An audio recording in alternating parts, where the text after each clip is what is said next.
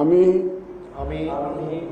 মোহাম্মদ আবুল আসবাস সংসদ সদস্য নির্বাচিত হইয়া সংসদ সদস্য নির্বাচিত হইয়া সশ্রদ্ধ চিত্তে সশ্রদ্ধ চিত্তে শপথ বা দৃঢ়ভাবে ঘোষণা করিতেছি যে শপথ বা দৃঢ়ভাবে ঘোষণা করিতেছি যে আমি যে কর্তব্যভার গ্রহণ করিতে যাইতেছি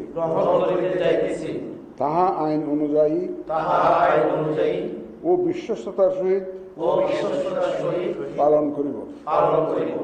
আমি বাংলাদেশের প্রতি অকৃত্রিম বিশ্বাস ও আনুগত্য পোষণ করিব এবং সংসদ সদস্য রূপে আমার কর্তব্য পালনকে ব্যক্তিগত স্বার্থের দ্বারা প্রভাবিত হইতে দিব না।